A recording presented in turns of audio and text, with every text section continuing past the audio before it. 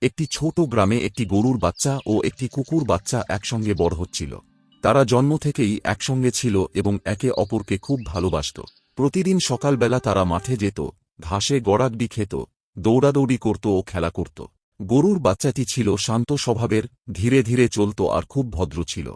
আর কুকুর বাচ্চাটি ছিল দুষ্টু, সারাক্ষণ দৌড়ঝাঁপ আর লাফালাফিতে ব্যস্ত থাকত। একদিন তারা খেলার সময় গ্রামের পাশে একটি বড় জলাশয়ের কাছে চলে যায়। তখন গরুর বাচ্চাটি কুকুর বাচ্চাটিকে বেশি লাফালাফি করতে বারণ করে, কিন্তু সে এতটাই আনন্দে খেলা করছিল যে তার বন্ধুর সাবধানতা সে শুনতে পায়নি। আর হঠাৎ কুকুর বাচ্চাটি একটি গর্তে পড়ে যায় এবং জোরে জোরে চিৎকার করতে থাকে।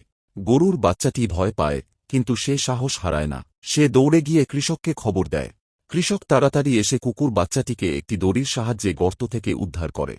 এই ঘটনার পর থেকে কুকুর বাচ্চাটি আর কখনো তার বন্ধুর কথা অমান্য করত না। এরপর থেকে তাদের বন্ধুত্ব আরও গভীর হয়ে ওঠে।